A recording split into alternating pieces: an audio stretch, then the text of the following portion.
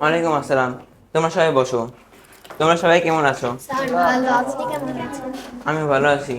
গত ক্লাসে আমরা গতি, স্থিতি এবং গতি কত প্রকার তা সম্পর্কে জেনেছিলাম। আজকে আমরা দূরত্ব, সরণ, দ্রুতি, বেগ এবং ত্বরণ এবং মন্দন সম্পর্কে জানব। দূরত্ব কাকে বলে? কোনো বস্তু যতটুকু দৈর্ঘ্য অতিক্রম করে তাকে দূরত্ব বলে। আর সরণ হলো সে সে যেখান থেকে অতিক্রম করা শুরু করেছে এবং যেখানে গিয়ে থেমেছে তার মধ্যে দৈর্ঘ্য হলো সরণ। ধরি একটি পাখি এখান থেকে শুরু করে পুরো পথ অতিক্রম করে আবার এখানে বি বিন্দুতে এসে থেমেছে। এই পথটার দৈর্ঘ্য ধরি 200 মিটার।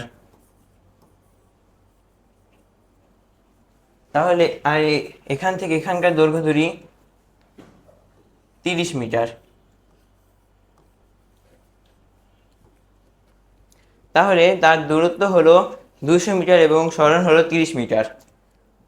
কার কোনো প্রশ্ন আছে? স্যার, কোনো ব্যক্তি যদি তার ঘরের সামনে থেকে বের হয় তার ঘরের চারদিকে ঘুরে আবার ওই স্থানে ফিরে আসে তখন তার সরণ এবং দূরত্ব কত? বসো, বলছি। কোনো একটি ধরি এই বিন্দু থেকে সে রওনা করে সব জায়গায় ঘুরে আবার এই বিন্দুতে এসে থামলো। তাহলে এই পুরো পথটার দৈর্ঘ্য 100 মিটার। আর সে যে এখানে এসে থেমেছে আবার যেখান থেকে শুরু করেছে সেখানে থেমেছে, তাহলে তার সরণ হবে 0 মিটার। বুঝতে পেরেছো? হ্যাঁ স্যার।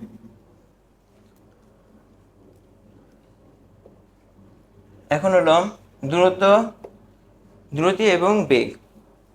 সময়ের সাথে দূরত্ব পরিবর্তনের হারকে দ্রুতি বলে এবং সময়ের সাথে সরণ পরিবর্তনের হারকে বেগ বলে। ধরি রাহুল বাড়ি থেকে বিদ্যালয়ের জন্য রওনা হলো। তার বাড়ি থেকে বিদ্যালয়ের দূরত্ব 100 মিটার। সে 100 মিটার 20 সেকেন্ডে অতিক্রম করলো। তাহলে তার দ্রুতি কত? তার দ্রুতি বের করার জন্য প্রয়োজন হবে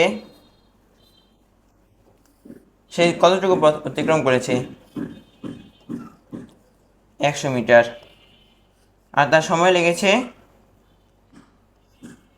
10 সেকেন্ড। সুতরাং তার দ্রুতি হলো 10 মিটার পার সেকেন্ড।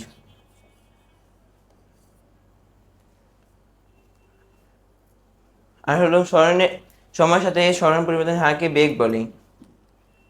সুতরাং তার বেগ যদি বের করতে চাই তাহলে সরণ এবং তার কতটুকু সময় লেগেছে তারকে ভাগ করলে যা পাবো তাই হবে বেগ। যারা বলো, সে যে এখান থেকে এই যে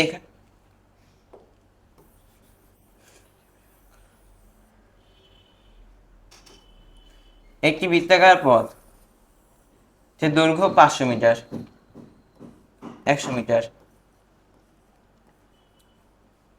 একটি ব্যক্তি এখান থেকে চলা শুরু করেছে এবং সব জায়গা অতিক্রম করে এখানে এসেছে। তার দূরত্ব এবং সরণ কত? তার সরণ 0 মিটার আর দূরত্ব 100 মিটার। ঠিক বলেছ। ত্বরণ আর মন্দন। সময়ের সাথে বেগের বৃদ্ধির হারকে ত্বরণ বলে আর সময়ের সাথে বেগের হ্রাসের হারকে মন্দন বলে। ধরি একটি গাড়ি প্রথমে 20 মিটার পার সেকেন্ড বেগে চলছিল। পরবর্তীতে তার বেগ বৃদ্ধি পেয়ে 25 মিটার পার সেকেন্ড হয়ে গেল। পরবর্তী দ্বিতীয় সেকেন্ডে তার বেগ আরও বৃদ্ধি পেয়ে 30 মিটার পার সেকেন্ড হয়ে গেল। তাহলে তার ত্বরণ কত হবে? ত্বরণের সূত্র: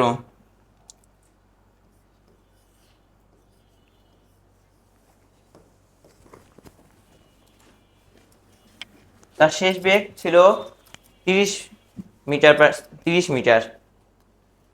পার সেকেন্ড। তাহলে 30 মিটার থেকে তার প্রথমের যে বেগ ছিল 20 মিটার তাকে বিয়োগ করে 2 দ্বারা ভাগ করলে যা পাওয়া যাবে তাই হবে ত্বরণ।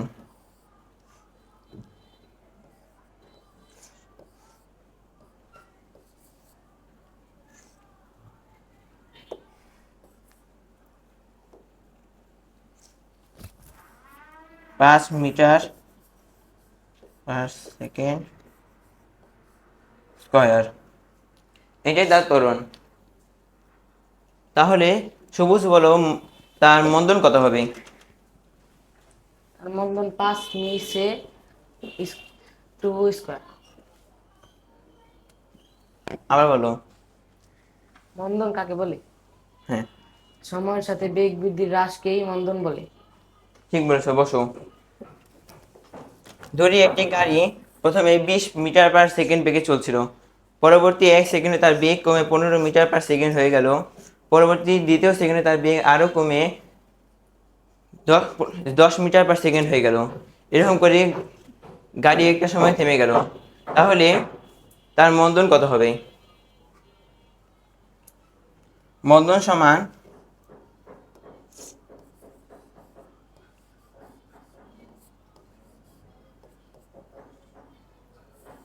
আদি বেগ থেকে শেষ বেগ বিয়োগ।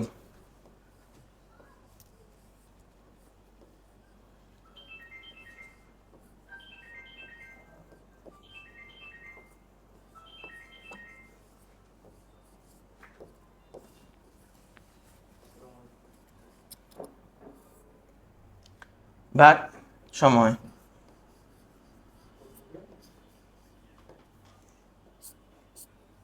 তার আদি বেগ ছিল 20 মিটার, তার পরবর্তীতে সে থেমে গেল 0 মিটারে, -0। তার সময় ছিল 4। সুতরাং 20 থেকে 20 ভাগ 4, তার বেগ হলো 5 মিটার পার সেকেন্ড স্কয়ার। আজকের মতো এইটুকুই।